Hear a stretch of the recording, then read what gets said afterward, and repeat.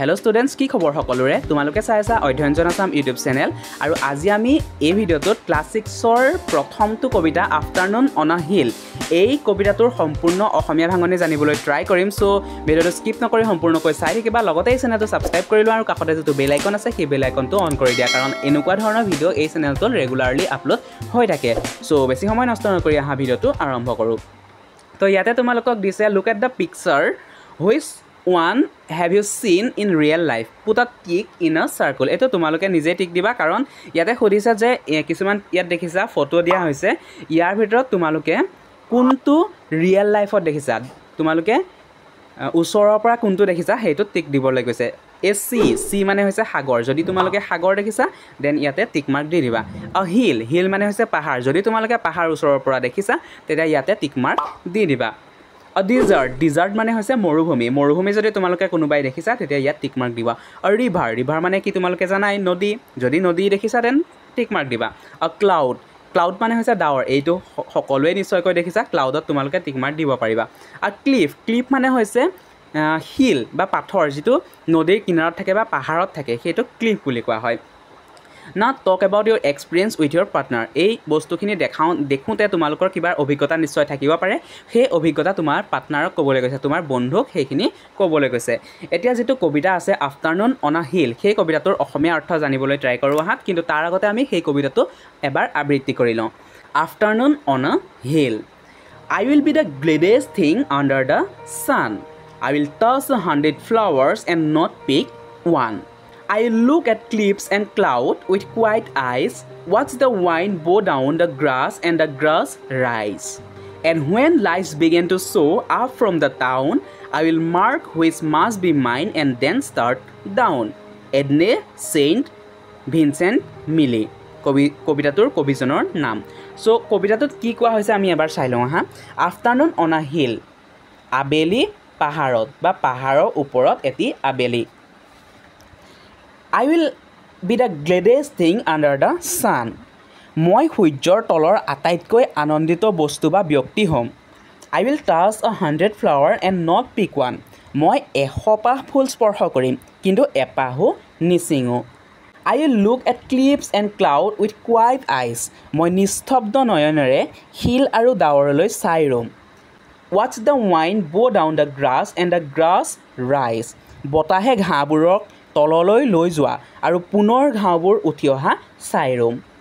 And when lights begin to show up from the town আৰু যেতিয়া চহৰৰ পৰা লাইটবোৰ দেখিবলৈ আৰম্ভ হ'ব I will mark which must be mine and then start down. তেতিয়াই মই সেই লাইটবোৰ চিহ্নিত কৰিম আৰু তাৰ পাছত তললৈ নামি আহিম সো কবিতাটোত কি কোৱা হৈছে যে মই সূৰ্যৰ তলৰ আটাইতকৈ আনন্দিত বস্তু বা ব্যক্তি হ'ম মই 100 পাহ ফুল স্পৰ্শ কৰিম কিন্তু এপাহো নিচিঙো মই নিস্তব্ধ নয়নেৰে হিল আৰু ডাৱৰলৈ চাই ৰম বতাহে ঘাঁহবোৰক তললৈ লৈ যোৱা আৰু পুনৰ ঘাঁহবোৰ উঠি অহা চাই ৰম আৰু যেতিয়া চহৰৰ পৰা লাইটবোৰ দেখিবলৈ আৰম্ভ হ'ব তেতিয়া মই চিহ্নিত কৰিম কোনটো লাইট মোৰ হ'ব লাগিব আৰু তাৰ পাছত তললৈ নামি আহিম তো কবিজনৰ বিষয়ে অলপ চাই লওঁ আহা ইয়াতে দিছে about the poet Edna St. Vincent Millay is an American poet and dramatist. Edna St. Vincent Millay হৈছে এগৰাকী আমেৰিকান কবি আৰু ড্ৰামেটিষ্ট মানে হৈছে নাট্যকাৰ She was born on February 22, 1892 at Rockland, Maine, US. America যুক্তৰাষ্ট্ৰৰ ৰকলেণ্ড মেইন নামৰ চহৰখনত 22 ফেব্ৰুৱাৰী 1892 চনত তেওঁৰ জন্ম হৈছিল She won the prestigious Pulitzer Prize for Poetry. তেওঁ কবিতাৰ বাবে যি সন্মানীয় পুলিস্টাৰ প্ৰাইজ আমেৰিকাৰ এটা প্ৰাইজ দিয়া হয় এটা সন্মান দিয়া হয় এটা পুৰস্কাৰ দিয়া হয় পুলিস্টাৰ সেই পুলিস্টাৰ প্ৰাইজ তেওঁ পোয়েট্ৰিৰ বাবে পাইছিল She died on October 19, 1950. 1950 চনৰ 19 অক্টোবৰ তাৰিখে তেওঁ মৃত্যুবৰণ কৰে তেওঁৰ যি উল্লেখযোগ্য ৰচনাৱলী আছিল সেই উল্লেখযোগ্য ৰচনাৱলীসমূহৰ ভিতৰত কি আছে A Few Figs from Thistles, Ballad of the Harp Weaver আৰু ইয়াতে বাকচত তোমালোকে দিছে ST এইটো তোমালোকে নিশ্চয়কৈ নটিচ কৰিছা মই সেইণ্ট বুলি পঢ়িলো ST টোক সেইণ্ট বুলি উচ্চাৰণ কৰা হয় এইটো শৰ্ট ফৰ্মত এনে ধৰণে লিখা হয় ST সেইণ্ট বুলি পঢ়া হয় তো ইয়াৰ পাছতে কিছুমান শব্দ অৰ্থ আছে এইকেইটাও চাই লোৱা গ্লেডেছ মানে হৈছে হেপিয়েষ্ট মানে আটাইতকৈ সুখী হোৱা ক্লিফছ মানে হৈছে high area of rock with a very steep side often the edge of the sea or ocean মানে কি হয় বহুত ওপৰৰ এইটো জেগাত এনেকুৱা ধৰণৰ ক্লিপছ মানে ৰক মানে হৈছে পাথৰ এনেকুৱা ধৰণৰ শিল বা পাথৰ পোৱা যায় যিবোৰ যিটো ছাইডটো যিটো কাষটো বহুত ষ্টিপ থাকে মানে বহুত ধাৰ থাকে এইবোৰ ক'ত পোৱা যায় সাগৰ বা মহাকাশ সাগৰৰ কাষতে এনেকুৱা ধৰণৰ পাথৰবোৰ পোৱা যায় মাৰ্ক মানে কি to show' the position of something কিবা এটা